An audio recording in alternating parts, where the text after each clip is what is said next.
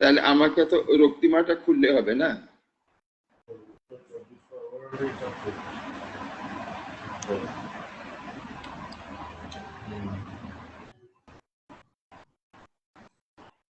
আমার মনে হয় যে লাইভ শুরু হয়েছে।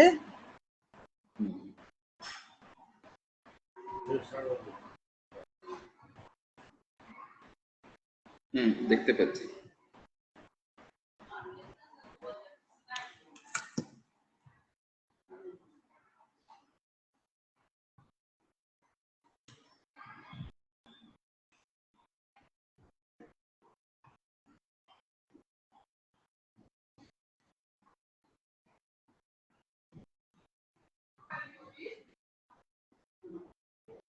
Discussion on sustainable tribal development policy to practice.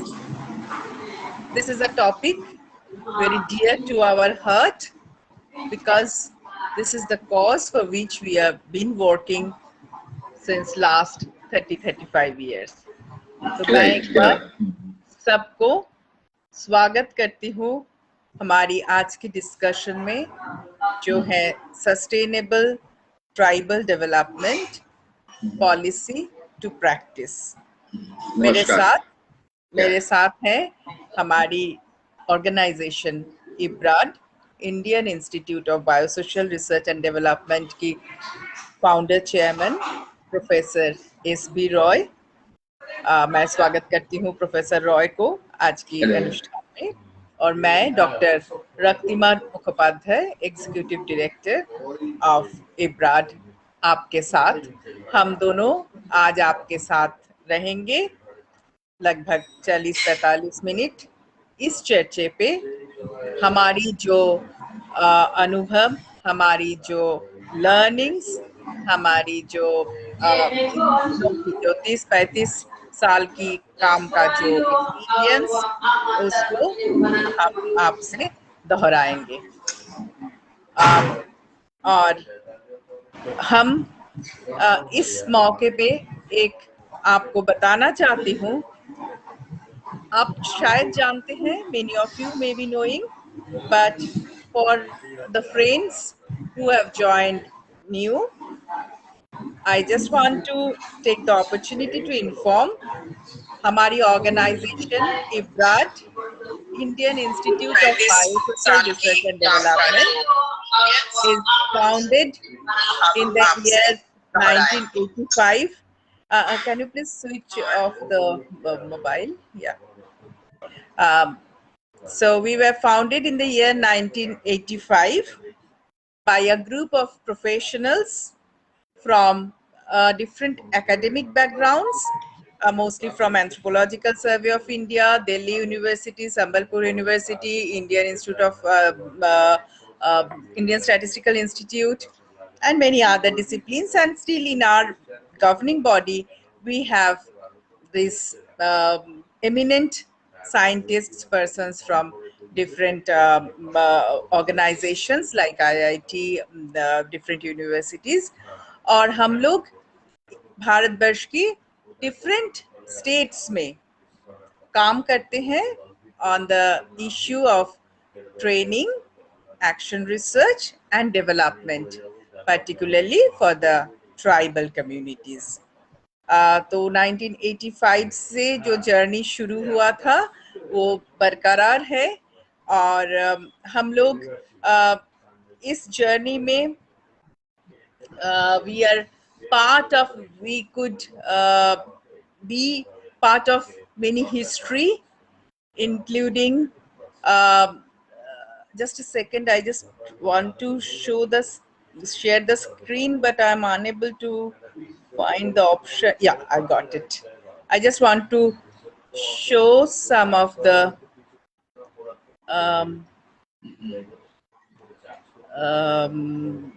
our experience here. Yes. Yes, just show. As I was saying, We were part of the history in making, like joint forest management in the country. आप लोग जानते हैं, India was one of the pioneer. 1989 से जो शुरुआत पश्चिम बंगाल से हुआ था, उस समय ये जॉइंट फॉरेस्ट मैनेजमेंट प्रोग्राम की डिजाइनिंग, उसकी गवर्नमेंट ऑर्डर ड्राफ्टिंग सभी स्टेट में इब्राड was we were actively involved with the government of West Bengal Forest Department. And you can see this picture, which is a historical picture where the then forest minister of the state, the then principal chief conservator of forest, Mr.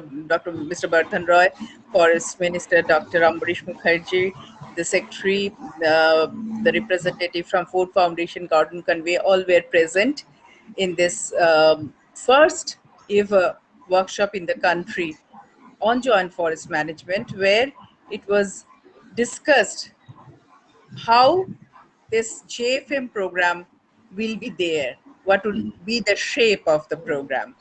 So we were part of this history making.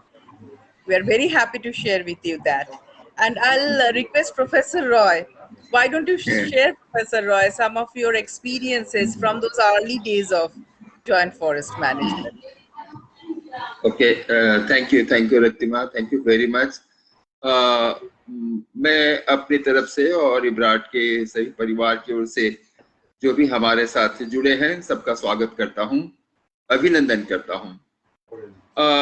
यह जो आज का विषय है sustainable tribal development, यह tribal development, यह जो जनजाति विकास की बात आती है, तो जब भी हम जनजाति की बात सोचते हैं, ट्राइबल की बात सोचते हैं, तो हमारे सामने, अगर मैं आपसे कहूं जरा एक कल्पना कीजिए, तो कुछ आपके सामने आदिवासी का चित्र आ रहा है, या आदिवासी के गांव में आप गए हैं, तो आपके सामने किस तरह का दृश्य आता है? लगता है ना जैसे आदिवासी जनजाति सीधे साधे अलग अलग वेशभूषा में जंगल में या जंगल के आसपास वो प्रकृति के साथ जुड़े हैं, ऐसा लगता है ना।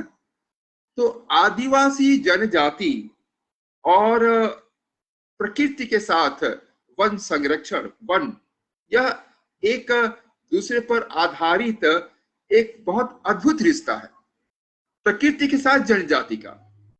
तो अभी जो रतिबा बता रही थी कि हमारे देश में वन का संरक्षण, लोगों के सहभागी जॉइंट फॉरेस्ट मैनेजमेंट का शुरू हुआ, वह 89 पश्चिम बंगाल में, और इसी के आधार पर मैं आपको याद दिलाऊं, भारत सरकार ने 1 जून को एक आदेश निकाला कि जैसे पश्चिम बंगाल में गांव वाले मिल करके वन विभाग के साथ वन संरक्षण करते हैं, और वन संरक्षण के बाबत उनको कुछ अपना शेयरिंग होगा और वन के साथ लगाव भी होगा। तो यह जो एक नया पॉलिसी जैसा एक, उसको कहते हैं 1 जून गवर्नमेंट ऑर्डर निकला, जियो, यह एक महत्वपूर्ण ऐतिहासिक है। तो रक्तिमा जो बता रही थी इसमें इब्राड की भूमिका मुझे अच्छी तरह से याद है। जब हम लोग वन मंत्री या वन विभाग के साथी से बात करें, तो सभी के मन में एक भावना होती कि पता नहीं ये कैसे होगा। तो 12 जुलाई को पश्चिम बंगाल का ऑर्डर निकला, और 28-29 को हम लोगों ने ग्रेट ईस्टर्न होटल में यह वर्कशॉप किया, ऐतिहासिक वर्कशॉप जिसको रकीमा कहती है। इब्राड ने उसको ऑर्गेनाइज किया, जिसमें पश्चिम बंगाल के उस समय वन मंत्री डॉक्टर अम्बरीश मुखर्जी और प्रिंसिपल चीफ कंजर्वेटर साहब मिस्टर बर्धन रॉय, और देखेंगे उस चित्र में जॉइंट सेक्रेटरी है वन विभाग के जयंत सन्याल, और फोर्ड फाउंडेशन के professor Gordon Conway. Professor Gordon Conway एक बहुत बड़े स्कॉलर, जो ससस के वाइस चांसलर भी थे, और अभी तो उन्हें सर गॉर्डन कॉनवे कहा जाता है। तो मुझे बड़ी खुशी हो रही है कहते हुए, यह जो ऐतिहासिक मीटिंग हुई सर गॉर्डन कॉनवे, पश्चिम बंगाल के वन मंत्री, उनका फोर्ट फाउंडेशन साथ, तो इब्राड को मौका दिया गया था इसको आयोजन करने के और चर्चा करने के लिए। और इसी वर्कशॉप के आधार पर पहला जेएफएम का जो डॉक्यूमेंट निकला, forest regeneration through community participation, अगर आप देखेंगे इंटरनेट में, डॉक्टर केसी मल्होत्रा जो इब्राड के फाउंडर सेक्रेटरी जनरल, मार्क पोफेनबर्ग, उस समय देवल देव, ये सब थे, तो एक बहुत अच्छा डॉक्यूमेंट निकला। तो मैं ये कहना चाहूंगा, आज के दिन जब हम लोग आदिवासी के विकास की बात करते हैं, तो आदिवासी का विकास और वन विकास, यह दोनों एक साथ चलता है। वन को छोड़कर हम आदिवासी की विकास नहीं कर सकते, और आदिवासी को छोड़ के वन का भी विकास नहीं कर सकते। तो अच्छा किया रक्तिबा ने इसको सीधा याद दिलाया कि जब हम आदिवासी के विकास की चर्चा करेंगे, तो पहला जो ऐतिहासिक ज्वाइंट फॉरेस्ट मैनेजमेंट भारतवर्ष में जो शुरू हुआ, उसकी शुरुआत इब्राड के साथ ग्रेट ईस्टर्न होटल में एक वर्कशॉप 89 में हुआ था। तो अच्छा लग रहा है, और अगर इसमें कुछ लोग शामिल होंगे बहुत बड़ा, तो मुझे बहुत अच्छा लगेगा। जो शुरू में ज्वाइंट फॉरेस्ट मैनेजमेंट इन्वॉल्व थे, उनकी बातें सुनते हुए। तो आज की शुरुआत करते हैं, और ये पहला जो गवर्नमेंट ऑर्डर एक नीति के रूप भारतवर्ष में हुआ, पॉलिसी के रूप में, उसको प्रैक्टिस में कैसे लाया जाए, रूपांतर किया जाए, हम उसकी चर्चा करेंगे। और उसको प्रैक्टिस में लाने पर कहाँ दिक्कतें आती हैं। हाँ, अभी अर्पण ने एक मैसेज दिया कि सुंदरलाल बहुगुणा जी का देहांत हो गया आज, तो it's a great loss for our country. ये एनवायरमेंटल मूवमेंट के लिए एक बहुत बड़ा लॉस है। हम सभी उनकी आत्मा की शांति कामना करते हैं, and we remember with great honor and grace the contribution of Sri Sundarlal Bahuguna ji in our environmental movement of our country.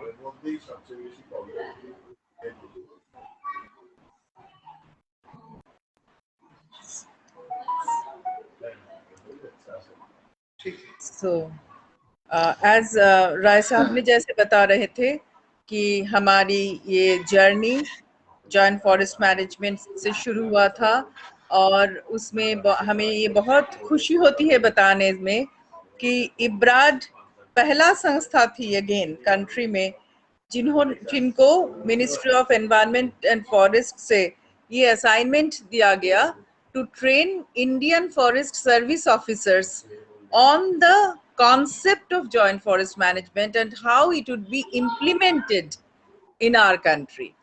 तो 1991 की अक्टूबर में, तब वो अनडिवाइडेड बिहार था, बिहार स्टेट से ये फर्स्ट ट्रेनिंग हम लोग ऑर्गेनाइज किए थे कि जॉइंट फॉरेस्ट, तब जॉइंट फॉरेस्ट मैनेजमेंट की वहाँ पर गवर्नमेंट ऑर्डर भी नहीं आया था, तो उसका रूपरेखा क्या होगा, कैसे हम लोग उसको आगे ले जाएंगे, पूरा बारे में चर्चा शुरू हुआ था। सो 91 अक्टूबर में बिहार में, फिर उसके बाद महाराष्ट्र, मध्य प्रदेश, तब उत्तर प्रदेश अनडिवाइडेड था, कर्नाटका, राजस्थान, 5 स्टेट में ये ट्रेनिंग चला। उसके बाद आईएफएस ऑफिसर्स की जो कंपलसरी ट्रेनिंग प्रोग्राम होते हैं उसमें इसको लिया गया, एंड देन आईएफएस ऑफिसर्स की जो प्रोबेशनर ट्रेनिंग होते हैं Indira Gandhi national forest academy में, वहां पर उसका हम लोगों को ये ट्रेनिंग कराने के लिए बोला गया। तो पूरा मतलब in between the period of 91 to 95 you can say, जब ये जेएफएम शेप ले रहा था, कंट्री में ले रहा था, काफी सारे स्ट्रगल कर रहे थे कि कैसे उसका गवर्नमेंट ऑर्डर होगा, कैसे उसका इम्प्लीमेंटेशन होगा। तो उस समय इब्राड ने मोर देन 10 स्टेट्स को ये सपोर्ट दिया था to translate it from policy to practice. और हमारी जॉइंट फॉरेस्ट मैनेजमेंट के लिए first training manual in the country, वो भी इब्राड ने डिजाइन किया।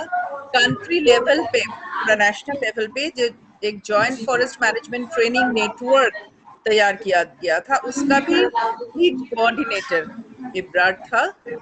एंड देन इन भारतवर्ष की अराउंड 10 स्टेट्स को हम स्टेट लेवल पे directly from their senior level, top most level forest officials to field level staff train करके इसको इम्प्लीमेंटेशन में सपोर्ट दिए थे। और उस समय हम लोगों की और ज्यादा अनुभव हुआ to work with the tribal communities, क्योंकि आप जानते हैं ये फॉरेस्ट फ्रिंज एरियाज में ही रहते हैं। And through this process of journey for providing implementation support to joint forest management program in different states, we gained experiences for understanding the tribal development paradigm, the issues, the challenges, and their scope.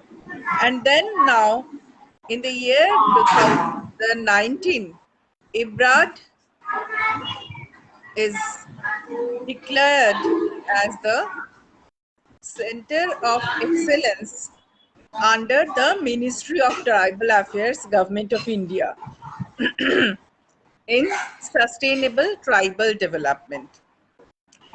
And now we have been working intensively in 4 states of the country, Chhattisgarh, Odisha, Jharkhand, and West Bengal, for implementation of different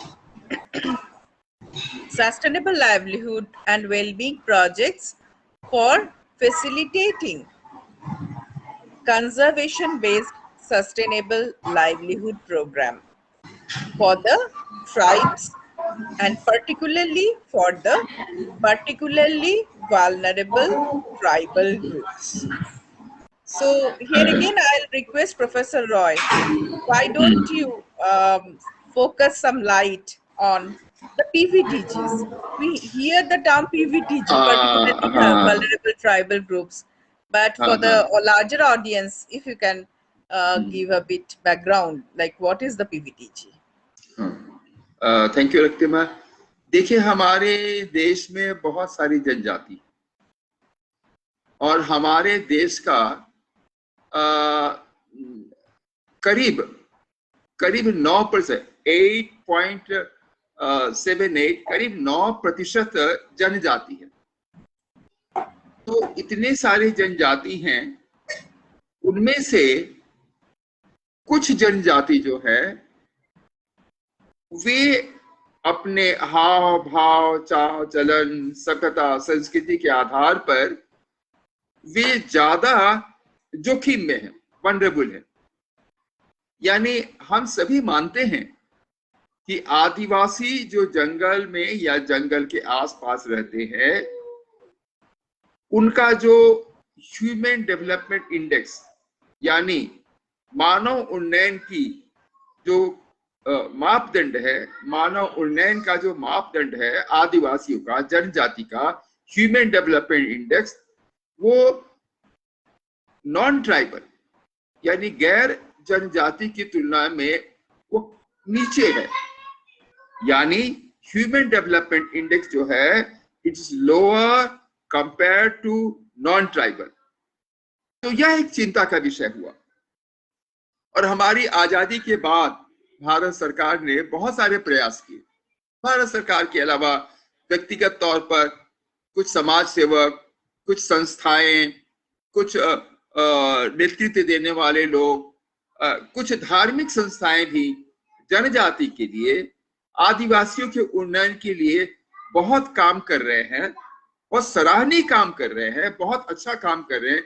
लेकिन इतना अच्छा काम करने के बावजूद उनका human development index HDI अभी भी पीछे है।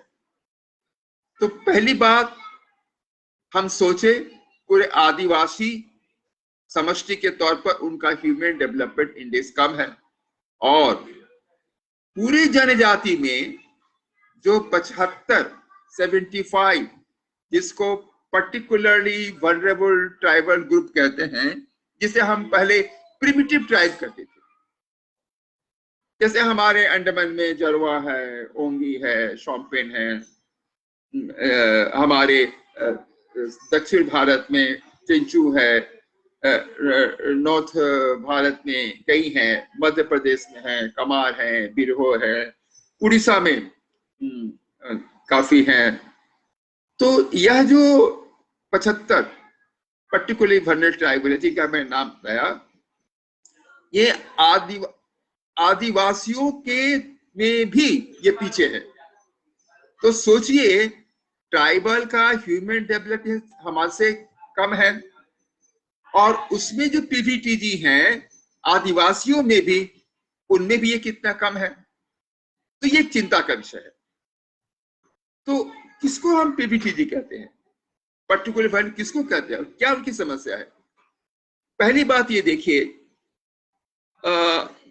सभ्यता की दौड़ कहें, या ह्यूमन इवोल्यूशन कहें, या कल्चरल चेंज कहें, हम लोग पहले प्रस्तर से लौह युग में आए, धर्म में आए, कृषि में आए, फिर विकास होता गया। लेकिन कुछ कुछ जनजाति जो है अभी भी वो कृषि को पूरी तरह से ग्रहण नहीं कर पाए।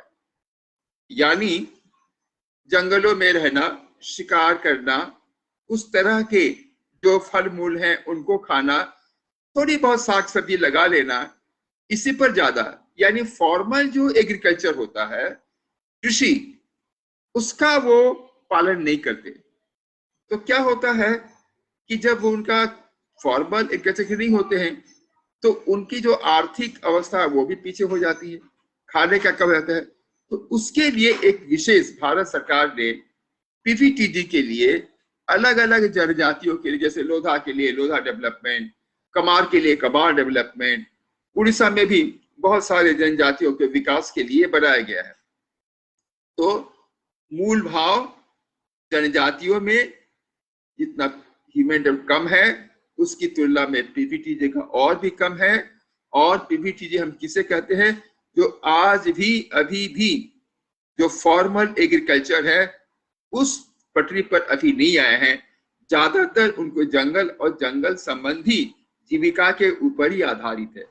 तो अगर हमें उनका विकास करना है तो हमें उनकी रूपरेखा समझनी पड़ेगी, जंगल में कैसे रहते हैं। वो तो रातों रात तो चेंज नहीं होंगे ना। तो उनके साथ उनकी सभ्यता को, उनके कल्चर को देखते हुए विकास के कुछ ऐसे मापदंड किए जाएंगे कि वो धीरे धीरे उनका स्वास्थ्य भी अच्छा होगा, उनकी योग्यता कॉम्पिटेंसी भी अच्छी होगी, उनका जो जीविका है वो भी अच्छा होगा। तो इस तरह उनकी कॉम्पिटेंसी, उनकी जीविका, उनका सोच अच्छा होगा तो उनका स्वास्थ्य भी अच्छा होगा। तो ह्यूमन डेवलपमेंट में हम तीनों को लेकर के आगे चल सकते हैं। ये पीवीटीजी के लिए एक विशेष तौर से हमें सोचना पड़ेगा। बहुत अच्छी तरह से आपने समझाया प्रोफेसर रॉय कि जो आदिवासी है हमारी, उनमें से भी जो 75 आदिवासी ग्रुप है जो, और उनमें से भी बहुत ज्यादा पिछड़ा हुआ है, उनकी उन्नयन के बारे में हमारी क्या स्ट्रैटेजी होगी। और ये जब हम उन्नयन की बात करते हैं, हम सभी बोलते हैं डेवलपमेंट होना चाहिए, इन जनरल पॉपुलेशन या हो या ट्राइबल हो या पीवीटीजी हो, डेवलपमेंट होना चाहिए। लेकिन ये डेवलपमेंट कैसा होना चाहिए? सो लेट अस सी। ये भी अगेन बहुत ही कॉमन, आप सब जानते हैं, but I just want to emphasise here कि जो ब्रांडलैंड कमीशन की रिपोर्ट था, रक्तिमा स्क्रीन को बड़ा कर लोगी? Okay, sure. Is it okay now? नहीं, अभी भी फुल नहीं हुआ है। ठीक है, मतलब ये फुल दिखा रहे हैं। ओके, हाँ हाँ, ठीक है। ओके, सो वहां पर जो बोला गया सस्टेनेबल डेवलपमेंट, कि डेवलपमेंट हो बट वो that should be sustainable. And how do we understand कि दिस इज सस्टेनेबल डेवलपमेंट?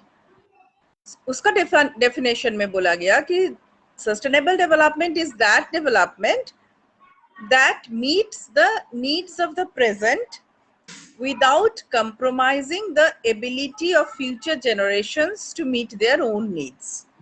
यानी कि हमारी जो प्रेजेंट जनरेशन है, हम लोग अपना जरूरत ऐसे पूरा करें ताकि जो आने वाले भविष्य की पीढ़ी है, फ्यूचर जनरेशंस है, उनका लिए भी वो लोग भी अपना नीड को पूरा कर सके। ऐसा ना हो कि हम लोग अपना लिए सब कुछ खत्म कर दिया और भविष्य के लिए कुछ छोड़ा ही नहीं। हाँ। So if that means we have to have a intergenerational perspective for development. एक पीढ़ी के लिए नहीं, हम भी ले और पीढ़ियों तक यह चलता रहे। उसके लिए कैसा उनका एबिलिटी होना चाहिए, कैसे उनकी कैपेसिटी होना चाहिए, कैसे ये डेवलपमेंट को हम लोग डिजाइन करेंगे, that is the main concern, challenge. And अभी पूरा विश्व में यही डेफिनेशन को मानते हुए आगे डेवलपमेंट को डिजाइन किया जा रहे हैं। और अगेन हम सब जानते हैं कि हमारे यूएन से जो sustainable development goals 17 sustainable development goals तैयार किया, जो ये टारगेट है कि 2030 तक हम लोग इसको पूरा कर पाए। तो ये सस्टेनेबल डेवलपमेंट और सस्टेनेबल डेवलपमेंट गोल्स को देखते हुए हम लोग अभी ये डेवलपमेंट की जो चर्चा है उसको आगे ले जा रहे हैं। और इसमें सभी अपना अपना कंट्री में ये गोल्स को पूरा करने के लिए एंड ओवरऑल जो सस्टेनेबल डेवलपमेंट पैराडाइम है उसको मीट करने के लिए डिफरेंट पॉलिसीज एक्ट्स उनके पास है। हमारे पास भी डिफरेंट पॉलिसीज इंस्ट्रूमेंट्स है, डिफरेंट एक्ट्स है, डिफरेंट प्रोग्राम्स है, डिफरेंट स्कीम्स है, जिससे हम लोग ये डेवलपमेंट की गोल्स को पूरा करने के लिए आगे बढ़ रहे हैं। एंड क्योंकि हम लोग आज यहाँ पर सस्टेनेबल ट्राइबल डेवलपमेंट के बारे में चर्चा कर रहे हैं, so we will be discussing, focusing on 2-3 important act of our country जो पॉलिसी से एक्ट तक आ गया है, आइन हो गया है, जो directly tribal development, sustainable tribal development में इसका बहुत बड़ा भूमिका है, इम्पैक्ट है। और उस एक्ट को सामने रखते हुए कैसे ट्राइबल डेवलपमेंट की जो अल्टीमेट गोल है सस्टेनेबल ट्राइबल डेवलपमेंट की, जो प्रोफेसर रॉय बता रहे थे, ह्यूमन डेवलपमेंट इंडेक्स उसकी आगे आए, वो कैसे पूरा हो सकते हैं, कैसे ये एक्ट उसको मदद कर सकते हैं, पॉलिसी टू प्रैक्टिस में कैसे हो सकता है, उसके बारे में हम लोग थोड़ा अभी आपसे चर्चा करेंगे। तो प्रोफेसर रॉय, क्या आप इसमें कुछ बारे में बताएंगे या डायरेक्टली हम लोग एक्ट्स में जाएंगे, जैसे कैसे आप सोच रहे हैं? नहीं, हम लोग जैसे आज का जो चर्चा का विषय है पॉलिसी टू प्रैक्टिस, यानी क्या कानून या नीति एक्ट होता है और प्रैक्टिस में क्या होता है, एक आदर्श क्या है और यथार्थ क्या है। क्या हम आदर्श सोच के चलते हैं और उस आदर्श को हम अगर रूप देना चाहते हो तो यथार्थ में हम क्या देखते हैं, आज हमारी चर्चा का विषय यही है। तो मैं एक उदाहरण दूं, अभी जैसे हमारे देश में जैसे रकीबा ने बताया कि वन संरक्षण और बायोडाइवर्सिटी कंजर्वेशन, यह जो संबंधी जो एक्ट है बायोलॉजिकल डाइवर्सिटी एक्ट 2002, यह हमारे ट्राइबल डेवलपमेंट को ज्यादा प्रभावित करता है। हम उसकी चर्चा करेंगे। तो मैं संक्षेप में ये बता दूं आपको एक्ट का। हाँ, एक्ट का बोलो। हाँ, उसके पहले एक क्वेश्चन आया है, तो ये रिलेटेड है, मतलब before we go to the act, एक क्वेश्चन आया है कि what are the steps for sustainable development priority wise like education, agriculture, economy etcetera, please discuss. तो आप अगर थोड़ा इसमें लाइट डाले and then we can move on to the policy like act. हाँ हाँ हाँ, ठीक है, ये बहुत रेलेवेंट प्रश्न है। देखिए, जब हम ह्यूमन डेवलपमेंट की बात कर रहे थे, कोई तो एक मापदंड होगा जिससे हम मेजर करेंगे और तुलना करेंगे। तो ह्यूमन डेवलपमेंट इंडेक्स में 3 बातों को कहा गया है। पहला है कि कोई भी समाज या व्यक्ति जिसका हम ह्यूमन डेवलपमेंट स्टडी करेंगे, तो उसकी शिक्षा, एजुकेशन, ये शिक्षा या एजुकेशन अभी क्या है और धीरे धीरे कैसे वो शिक्षा को हम बढ़ा सकते हैं। तो फर्स्ट क्राइटेरिया होता है शिक्षा के संबंध में एजुकेशन। तो उसके लिए ह्यूमन डेवलपमेंट जो इंडेक्स है यूएनडीपी का, उसमें कहते हैं जिस पॉपुलेशन का आप ह्यूमन डेवलपमेंट इंडेक्स स्टडी करना चाहते हैं, तो कैसे शिक्षा के बारे में समझिए, कुछ तो मापदंड होगा ना, क्या देखेंगे। तो उन्होंने एक आसान तरीका बताया है, स्कूल में क्या बच्चों का एनरोलमेंट है और क्या ड्रॉप आउट है, यानी जितने बच्चे हैं कितने ज्यादा से ज्यादा स्कूल जाते हैं और अपनी शिक्षा पूरी करते हैं और कौन वो बीच में छोड़ देते हैं।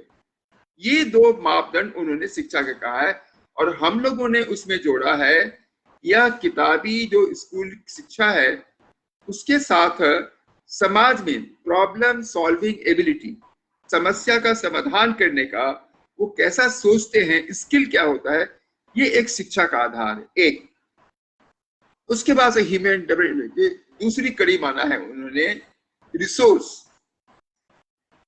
कहीं कहीं तो उन्हें जीडीपी के तौर पर लेते हैं और कहते हैं एक इतना उनके पास रहने का, वासस्थान का, खाने का, वस्त्र का इतना साधन हो, इतना रिसोर्स हो, जिसको कहते हैं डिसेंट लिविंग। हालांकि कितना रिसोर्स होने पर डिसेंट लिविंग होगा यह एक बड़ा मुश्किल काम है, लेकिन फिर भी उन्होंने रिसोर्स को एक समझा है। तीसरा कहा है स्वास्थ्य, हेल्थ का, यानी अगर शिक्षा अच्छा होगा, संसाधन की व्यवस्था अच्छी होगी, इन दोनों के मेल से शिक्षा का जो मापदंड ठीक रहेगा और रिसोर्स का, तो स्वास्थ्य का भी मापदंड अच्छा होगा। और स्वास्थ्य के मापदंड के लिए उन्होंने कहा है लाइफ एक्सपेक्टेंसी द बर्थ, यानी उनका जो लाइफ एक्सपेक्टेंसी है, जीवन काल, वो कितना है एट द बर्थ। तो उसके लिए 2 पहलू को देखते हैं, मॉर्टिलिटी एंड मॉर्बिडिटी। यह तो ह्यूमन डेवलपमेंट इंडेक्स के लिए है और इसी से मिलता जुलता जो है सस्टेनेबल डेवलपमेंट गोल, जो एसडीजी हम कहते हैं, सस्टेनेबल डेवलपमेंट गोल, वह 17 गोल हैं। उनमें हमारा शुरू होता है नो पॉवर्टी जीरो हंगर और उसके बाद से जब हम आगे बढ़ते हैं तो देखते हैं कि हमारे साथ क्या होता है और फिर हेल्थ क्या होता है और फिर शिक्षा, और उसके बाद से हम धीरे धीरे आगे बढ़ते हैं तो महिलाओं का उन्नयन, फिर वह जल संसाधन, वहां की एनर्जी, और ये शुरू के जो 7 इंडिकेटर हैं वो ह्यूमन डेवलपमेंट के साथ मिलाकर के सस्टेनेबल डेवलपमेंट गोल की तरफ आता है। इसमें 13 और 14 ज्यादा इंपॉर्टेंट है आज के विषय के साथ में, क्योंकि 13 और 14 जो सस्टेनेबल डेवलपमेंट गोल का मुद्दा है वह बायोडायवर्सिटी कंजर्वेशन, यानी धरती के ऊपर कितना है और पानी के अंदर कितना है, इनको 13 और 14 को लेकर के हम लोग सस्टेनेबल डेवलपमेंट गोल की बात करते हैं। इसके अलावा वो एनर्जी हो, सिटी का कैसा हो, दूसरे साथ की हो, ये सस्टेनेबल डेवलपमेंट गोल का मुद्दा है। And I just want to add one point here. The question, काजल, तुमने जो क्वेश्चन रखे थे कि प्रायोरिटी क्या है, it's not the question of priority. Actually ये सबको ही करना है. There is no कि ये either और नहीं है. We have to address all. मैं कहूँगा हमारे स्वास्थ्य के लिए क्या जरूरी है हार्ट जरूरी है या लंग्स जरूरी है या किडनी जरूरी है? तो ये हार्ट, किडनी, लंग, सभी पार्ट्स जो हैं एक दूसरे के साथ मिलकर के सिस्टम बनाते हैं, सिस्टेमिक अप्रोच। तो उसी तरह से शिक्षा, स्वास्थ्य, रिसोर्स, स्किल, ये सभी एक दूसरे पर आधारित है। सिर्फ शिक्षा से हम जिंदा नहीं रह सकते, और खाना रहेगा, स्वास्थ्य अच्छा नहीं होगा तो जिंदा नहीं रह सकते। और ये दोनों हैं, और हम कैसे आगे बढ़ेंगे, शिक्षा नहीं रहेगा तो हम आगे नहीं चल सकते। यानी ये एक दूसरे पर आधारित है। एंड अनदर थिंग, क्योंकि ये सस्टेनेबल डेवलपमेंट के बात हो रहे हैं, so in the sustainable development goals there are 17 goals, लेकिन 2 गोल जो है, माने एक है क्लाइमेट एक्शन, ये है क्रॉस कटिंग, माने सभी में ही हमें जो भी काम हम करेंगे वो ये देखते हुए करना है कि ये क्लाइमेट चेंज को आगे मतलब और कंट्रीब्यूट ना करे क्लाइमेट चेंज में। And second is women participation. So ये 2 है क्रॉस कटिंग, सभी में ये दोनों लाना है। And there is no question of either or, या ये आगे ये पीछे, हमें सभी को करना है कंसर्टेड वे में। तो अभी जैसे सर ने और एक बात बता दें रক্তিमा, हाँ, ये एक एक करके कैसे हम आगे बढ़ेंगे स्टेप बाय स्टेप, वो हम अभी इसी चर्चा में कभी बता सकते हैं कि इब्राड जहाँ काम शुरू करता है सस्टेनेबल डेवलपमेंट का, तो स्टेप बाय स्टेप कैसे आगे बढ़ता है, तो वो हम चर्चा में बता सकते हैं। ठीक है, आगे चले। तो जैसे सर ने अभी शुरू कर रहे थे, हम उनको रोके कि हमारी ये जो कंट्री की पॉलिसी, क्योंकि आज के डिस्कशन पॉलिसी टू प्रैक्टिस में है, तो हमारी 3 इम्पोर्टेंट पॉलिसी जो कंट्री का है that impacts sustainable tribal development directly, उसको हम लोग, I just want to show what are these 3 acts, जिसमें एक है पेसा एक्ट, 1996 में ये लागू हुआ था, जो हमारी जो शेड्यूल्ड एरिया है, आपको मालूम होगा कि कॉन्स्टिट्यूशन में 244(1) में है, 5th शेड्यूल एरिया में है कुछ एरिया जहां पर मोस्टली जहां पर ट्राइबल डोमिनेटेड एरियाज है, उसको शेड्यूल एरिया करके डिक्लेयर किया जाता है प्रेसिडेंट ऑफ इंडिया की तरफ से। और उन एरिया में इसको एक्सटेंड किया है पंचायत की प्रोविजंस को। और ग्राम सभा जो है, ग्राम सभा मतलब एक ग्राम में जितना भी लोग हैं जो एडल्ट पर्सन है, सो सभी मिला के ग्राम सभा, और उस ग्राम सभा को एम्पावर किया गया to self govern natural resources, यानी कि वहाँ की जो स्पेशली बताया गया, जैसे माइनर फॉरेस्ट प्रोड्यूसर्स है, छोटा स्मॉल वाटर जो बॉडीज है, वाटर रिसोर्सेज है, इसके लिए ऊपर डिसीजंस वो लेंगे। एंड स्पेशली इम्पोर्टेंट है कि माइनिंग का जो, जहां पर भी माइनिंग होगा, माइनिंग कंपनी को माइनिंग लीज के लिए ग्राम सभा से परमिशन लेना होगा।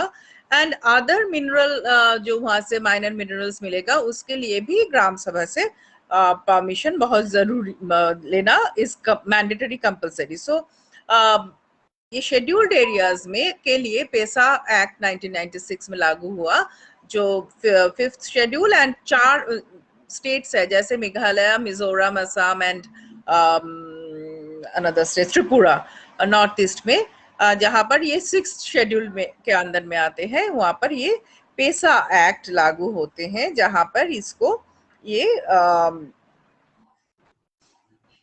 ग्राम सभा को एम्पावर किया गया for regulating, managing their natural resources, जिसमें स्पेसिफिकली मेंशन किया एमएफपी के बारे में, माइनर फॉरेस्ट प्रोड्यूसर्स के बारे में, वाटर रिसोर्सेज के बारे में एंड मिनरल्स के बारे में। अनदर एक्ट जो प्रोफेसर रॉय अभी बोल रहे थे, which is very very relevant, which directly impacts the tribal community and which is again very important to discuss today because tomorrow is International Biodiversity Day.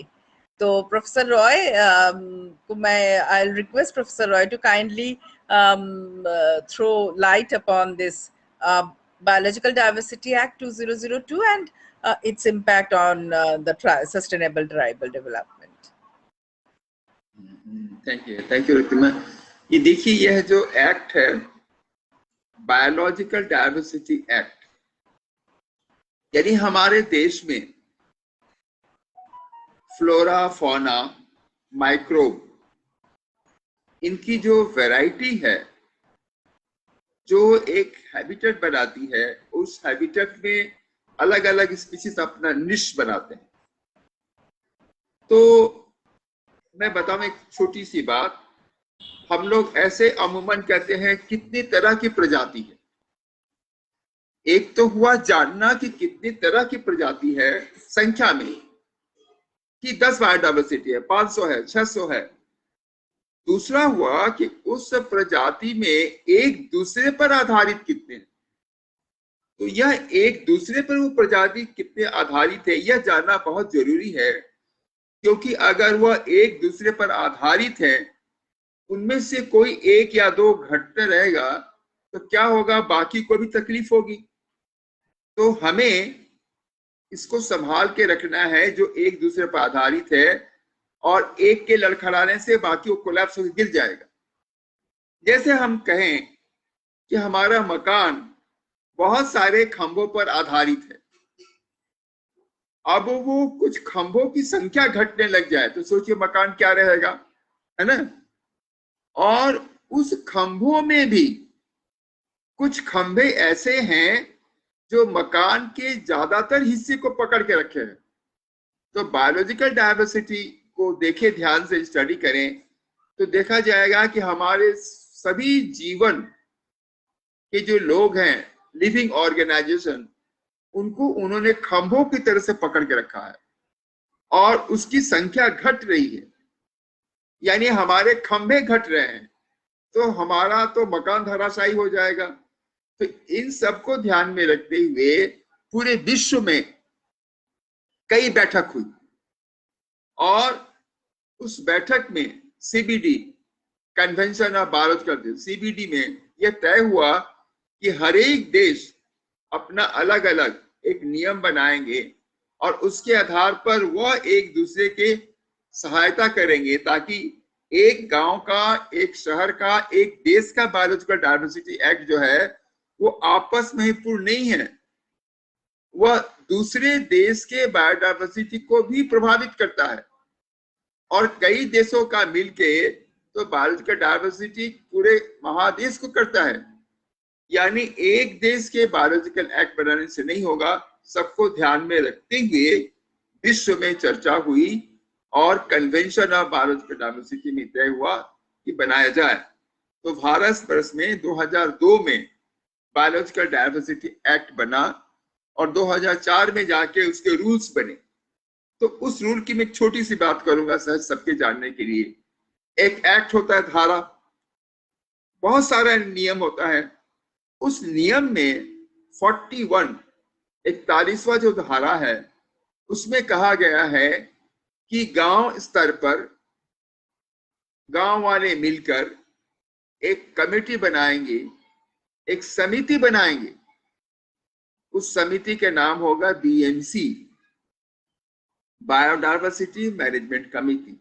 वो गांव स्तर पर, जीपी स्तर पर होगा और ऐसे कई जीपी मिला करके फिर ब्लॉक स्तर पर भी कमेटी बनेगी, तो होगा ब्लॉक स्तर पर बीएमसी। फिर पंचायत का जिला जो है, जिला सभापति कहें, जिला अधिकारी कहें, डीएम नहीं, जिला पंचायत का, उस स्तर पर समिति बनेगी बायोलॉजिकल डाइवर्सिटी। तो ये तो एक सहज बात है, ठीक है, 3 स्तर पर बन गया, तो क्या करेंगे बना कर? तो उनका ये एक बहुत महत्वपूर्ण काम था कि वे लोग उस समिति में अपना इलाके का फ्लोरा, फौना, प्राणी, पेड़ पौधे, उन सबकी गणना करेंगे और गणना करके एक पुस्तिका जैसी बनेगी जो पुस्तिका हमारे लिए, सभी के लिए, उसमें लिखा रहेगा कि यहाँ पर क्या क्या संसाधन है, पेड़ पौधे, पानी है, और उनको क्या बचाना है, वह एक पीबीआर बनेगा, पीपुल्स बायोडायवर्सिटी रजिस्टर, पीबीआर बनेगा। वो 30-35 करने का एक बड़ा डॉक्यूमेंट होता है। तो उसे क्या फायदा होगा भाई?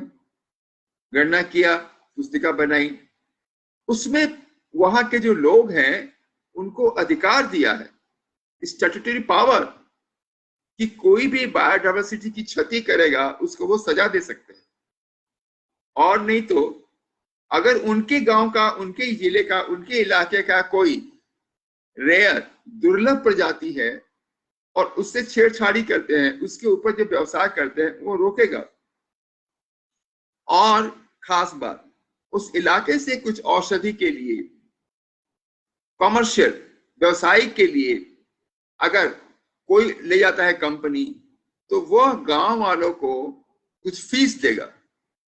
यानी ये 3-4 बातें इतनी अच्छी कही गई हैं, जो पॉलिसी की हम बात कर रहे हैं, कि गांव वाले कमेटी बनाएंगे और बायोडास गणना करेंगे, पीबीआर रजिस्टर बनाएंगे, उसमें रूल्स रेगुलेशन रहेंगे, और कोई क्षति करेगा उनको वो एक्ट पे, कानून में सजा दे सकते हैं। कोई कमर्शियल यूज करेगा तो गांव वालों को चुकाना पड़ेगा। कोई दुर्लभ प्रजाति को छेड़ेगा तो उसको सजा होगी, बहुत सीरियस सजा होती है। हमें आप देखेंगे कई लोगों को जेल हो गया जिन्होंने दुर्लभ प्रजाति के साथ छेड़छाड़ की।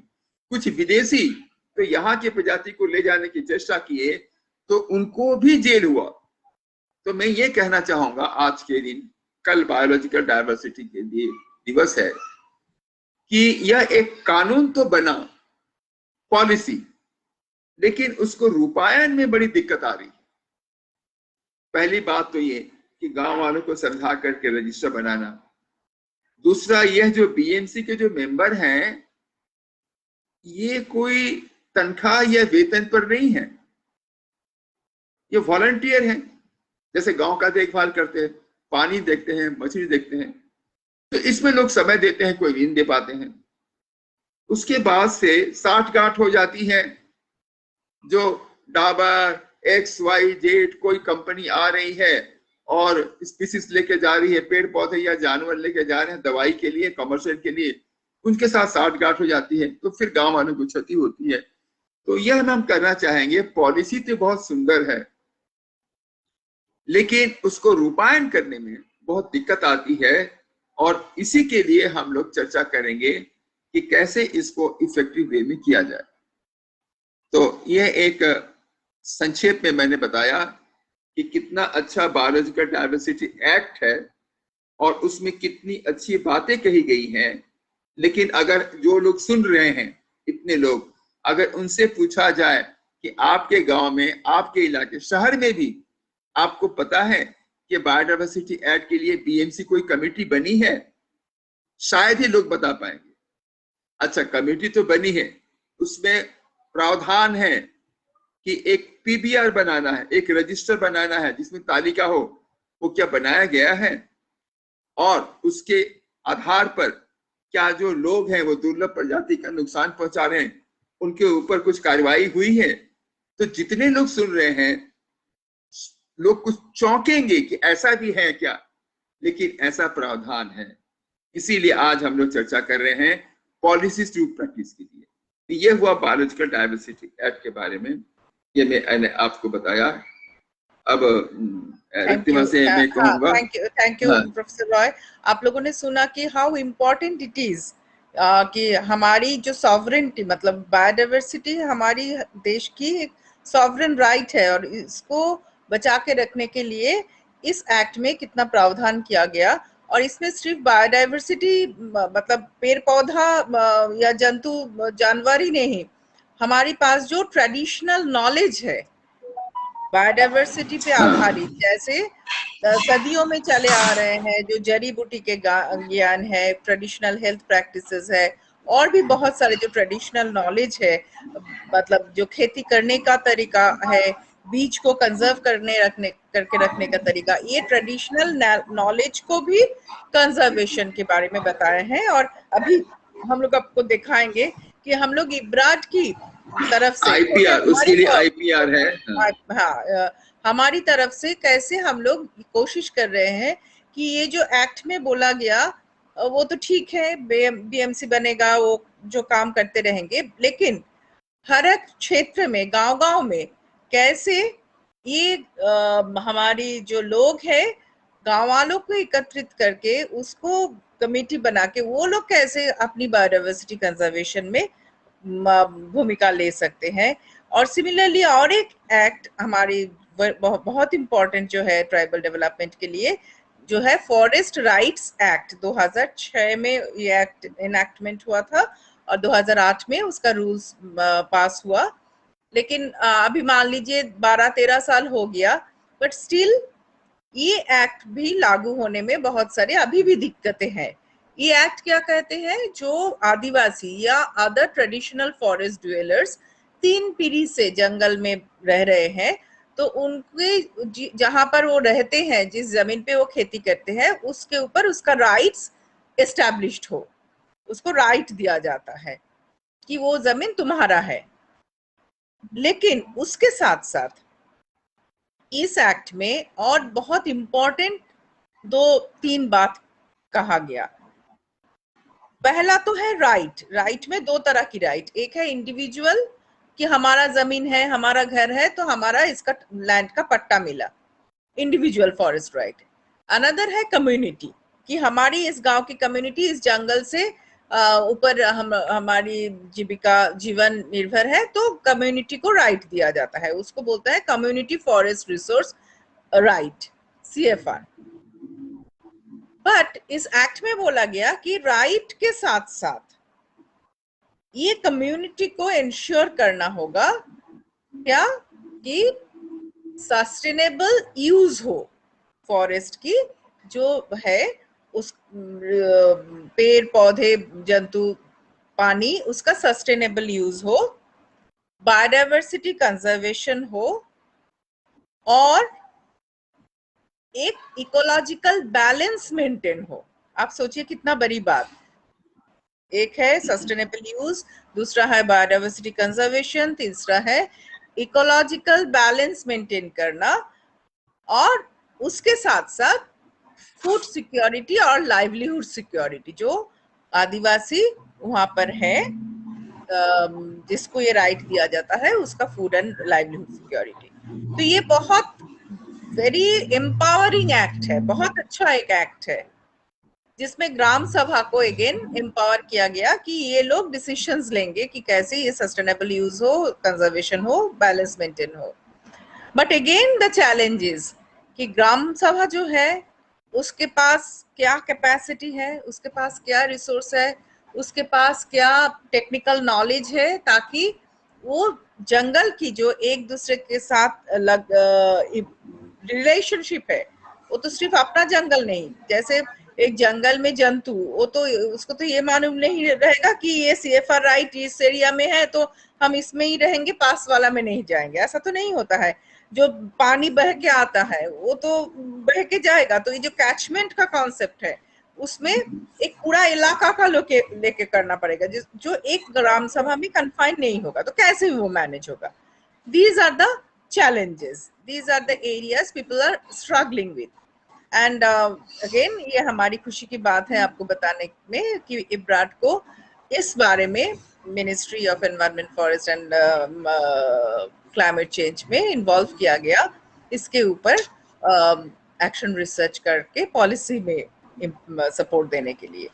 सो ये जो 3 एक्ट के बारे में हमने बताया, पेसा है, बायोडाइवर्सिटी कंजर्वेशन एक्ट है, फॉरेस्ट राइट्स एक्ट है, जिसमें आप देखिए कॉमन चीज है कि बायोडाइवर्सिटी को कंजर्व करना एक इशू है। सेकंड इशू है कि लोगों की लाइवलीहुड एंड सिक्योरिटी को इंश्योर करना पड़ेगा। तो ये जो बैलेंस, कंजर्वेशन एंड लाइवलीहुड, ये दोनों चीज का बैलेंस कैसे किया जा सकता है, एंड ट्राइबल जो ट्राइबल डेवलपमेंट के लिए, सस्टेनेबल ट्राइबल डेवलपमेंट के लिए, ट्राइबल्स लोग, ट्राइबल हैबिटेट्स जहां है, वहां पर अगर हम लोग देखें कि कहाँ ट्राइबल्स ज्यादा रहते हैं, किस गांव में, जिस गांव में वो रहते हैं वहां पर देखिए जंगल है, वहाँ पर खेती बाड़ी कुछ है, वहाँ पर पानी है, वहाँ पर जंतु है और ट्राइब्स है। तो ये जो पांचों चीज है, इसको इन टैंडम डेवलप नहीं होने से, किसी एक सेक्टर की डेवलप होने से हम लोग ट्राइबल की डेवलपमेंट नहीं कर नहीं पाएंगे। बात। तो इसके लिए एक इंटीग्रेटेड लैंडस्केप मैनेजमेंट अप्रोच चाहिए और इब्राड ने ये डेवलप किया कंजर्वेशन बेस्ड लाइवलीहुड में। इंटीग्रेटेड लैंडस्केप मैनेजमेंट अप्रोच को लाते हुए एक हम लोग कहते हैं नाम दिया है नवरत्न। कैसे वो होता है?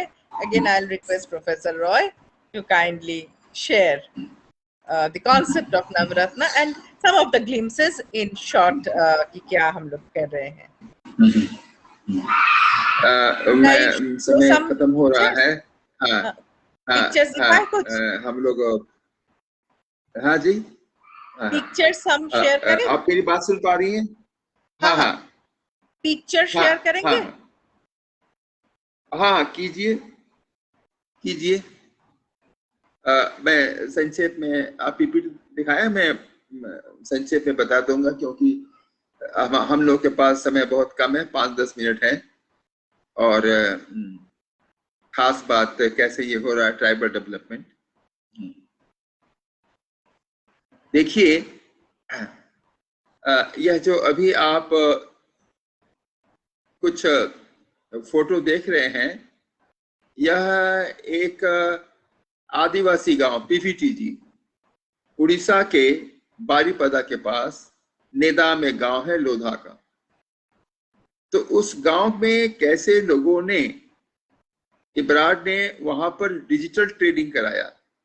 यानी अभी लॉकडाउन की अवस्था में हम तो गांव में पहुंच नहीं सकते, लेकिन हम वन विभाग के और गांव वालों के आभारी हैं। मैं दोहराना चाहूंगा, वन विभाग और गांव वालों के आभारी हैं कि जब हमने फोन किया, संपर्क किया कि हम लोग के पास जो कुछ ज्ञान है, कौशल है, इससे हम गांव वालों को कुछ प्रशिक्षण देना चाहते हैं, तो आप लोगों का सहयोग।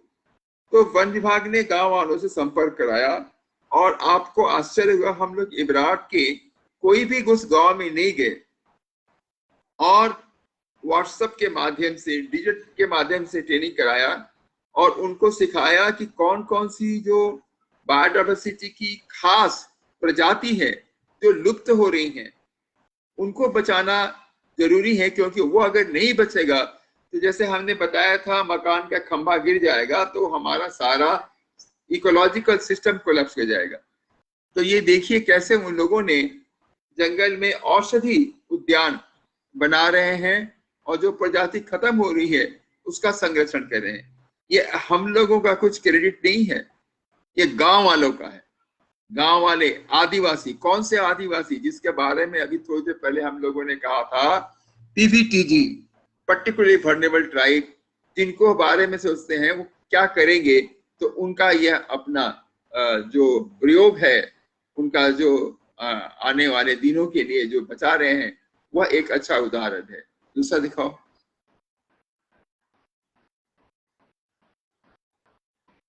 Can you see? हाँ, नेक्स्ट। तो यह औषधि गाछ जो है, इसका संरक्षण है। उसके बाद से यह गाछ या वृक्ष का जो जानकारी है, नॉलेज, तो उस नॉलेज का कैसे प्रयोग करते हैं दवाई बना करके। दिखाओ नेक्स्ट। तो इससे उनकी जीविका चलती है, पर्यावरण ठीक होता है और स्वास्थ्य के लिए यह औषधि उद्यान जो है इस स्वास्थ्य के लिए आता है। तो यह आदिवासियों के लिए बायोडाइवर्सिटी कंजर्वेशन और जीविका और स्वास्थ्य तीनों से लगा हुआ ये प्रोग्राम है, जो कि इस इलाके की जियोग्राफिकल जो लोकेशन है, जिसमें कि वृक्ष, खेती, जल, पशु संसाधन और मानव, ये पंच तत्वों का एक दूसरे पर जो आधारित है, उसको लेकर के यह प्रोग्राम बनाया गया है। नेक्स्ट।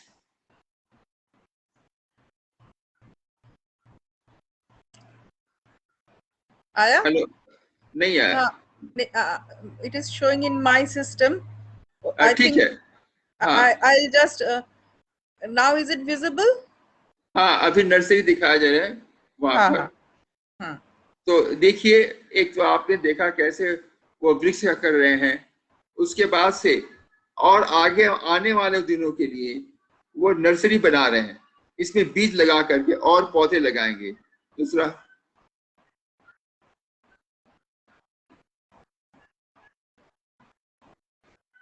और भोजन के लिए आदिवासियों का भोजन अगर पुष्टिकर नहीं होगा, पौष्टिक नहीं होगा, स्वाद अच्छा नहीं रहेगा, तो उन्हें जैविक खाद का कृषि सिखाया गया। तो देखिए कितना बढ़िया उन लोगों ने न्यूट्रिशन गार्डन बनाया है, किचन गार्डन। और कुछ तो सब्जी हुई, और जो सब्जी ज्यादा होती है तो वो बैठ के बेचते भी हैं। तो हमें खुशी होती है कि जो कुछ उन्होंने सीखा डिजिटल ट्रेनिंग से अपने उपयोग के लिए, और जो सरप्लस हो रहा है उसको बेच रहे हैं, वो आर्थिक लाभ के लिए और जा रहा है। यह एक बहुत अच्छा उदाहरण है। जैविक खेती के लिए वहाँ केचुआ खाद का शुरू किया गया, और ये भी बताएं, ये भी डिजिटल ट्रेनिंग से सिखाया गया, और कैसे वो केचुआ खाद बना रहे हैं। नेक्स्ट। और कुछ लोग बादाम, मूंगफली का खेती कर रहे हैं, और वहां पर एक नया प्रोग्राम शुरू हो रहा है जिसे हम कहते हैं पंचगढ़वा। तो रक्तिमा को बताएंगे। रक्तिमा, जरा तुम बताना, ये पंचगौड़ा जो कॉन्सेप्ट है ये क्या है? रेन वाटर हार्वेस्टिंग के साथ है, देखिए आसपास की जमीन को कैसे उन्होंने बताया है। रक्तिमा बताएंगे। पंचगड़िया, गरिया ये एक्चुअली एक ओडिया शब्द है जो एक छोटा पोखरी के लिए, small pond kind of, small ditch, small pond, इसके लोग गरिया कहते हैं।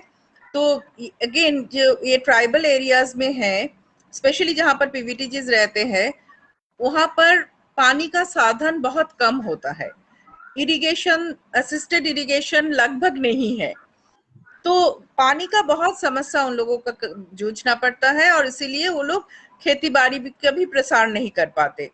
सो ये जो कॉन्सेप्ट है पंचगरिया, इसमें एक जैसे 15 फीट लंबा एक डिच जैसा खुदाई किया, और उसको प्लास्टिक से ढक के यहाँ पर रेन वाटर हार्वेस्टिंग के लिए, और यहाँ पर जो पानी स्टोर्ड होगा उसको लेकर के 5 एक्टिविटीज।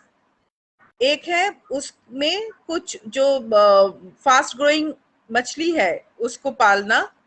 सेकंड, उस गड़िया की आसपास की जो जमीन है उसमें कुछ प्लांटेशन, फल की पेड़ का, उसके पास सब्जी बाड़ी, न्यूट्रिशन गार्डन, सब्जी उगाने के लिए, और औषधि पेड़ जो है हर्बल गार्डन एंड नर्सरी। तो ये 5 एक्टिविटीज उसके साथ एक छोटा वो गरिया को लेकर के उसके आसपास होगा, जिसका नाम दिया गया है पंचगरिया, जिसमें से वो रेन वाटर हार्वेस्टिंग के साथ साथ ये काम उसका होगा, और इससे उनका लाइवलीहुड और फूड सिक्योरिटी में काम आएगा।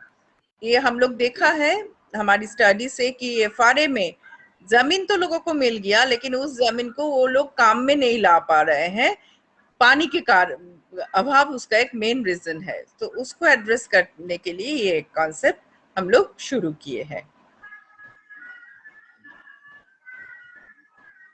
मछली पालना अनदर है उसके साथ साथ मछली पालना। ट्राइबल गांव में हम लोग जानते हैं मछली पोखरी होता है, तो उसमें मछली उसको ट्रेन करके मछली पालने का ट्रेनिंग दिया गया है, जो उसका एक लाइवलीहुड के लिए भी काम हो रहा है। तो these are some of the activities that we have started. और उसके साथ साथ ये जो एक्शंस, जो एक प्रश्न था कि पहले क्या शिक्षा होना चाहिए या लाइवलीहुड या क्या होना चाहिए, so as we have mentioned, ये नवरत्न हम कहते हैं, 9 एक्टिविटी, जिसमें है सब्जी बाड़ी, वाटर कंजर्वेशन, फिशरी, फिर वर्मी कंपोस्ट, फिर हर्बल गार्डन, फलदार वृक्ष की पेड़ पौधे की प्लांटेशन, एनटीएफपी का जो कलेक्ट करते हैं उसको strengthening, pasture development, new agriculture crops, nursery, तो ये सभी मिला करके ये काम होता है और इसको मिलके एक नई social behaviour and social actions शुरू होते हैं गांव में, जो सिर्फ वो देखिए जो एक्शंस लिए हैं ये लोग, ये अभी सिर्फ उनकी लाइवलीहुड में ही सीमित नहीं है। ये लोग कोरोना की अवेयरनेस के लिए भी अपना जो ट्राइबल उनका कल्चर है, tribal song, tribal dance format, वो यूज करके वो लोग कोरोना की अवेयरनेस भी कर रहे हैं। और ये कोरोना के टाइम में सोशल डिस्टेंसिंग मेंटेन करके अपना काम भी कर रहा है, अवेयरनेस भी कर रहे हैं और लोगों को समझा भी रहे हैं। So in a way it is creating a balance in this challenging situation as well. ठीक है, बहुत अच्छा। मुझे, मैं भी इंजॉय कर रहा था, देख रहा था ये सब गांव। हम लोगों ने कितना समय गांव में बताया है, खासकर अंतिम जो दिखाया देवरडंगा का। बाकी उड़ीसा में तो हम लोग गए नहीं, टीचर ट्रेनिंग कराया, लेकिन लास्ट जो दिखाया हम लोगों ने इब्रार का कितना काम किया है, तो बहुत अच्छा। तो आज हम लोगों का उद्देश्य था कि कौन सी पॉलिसी है जो सस्टेनेबल ट्राइबल डेवलपमेंट की जाती है और क्या क्या दिक्कतें आ सकती हैं।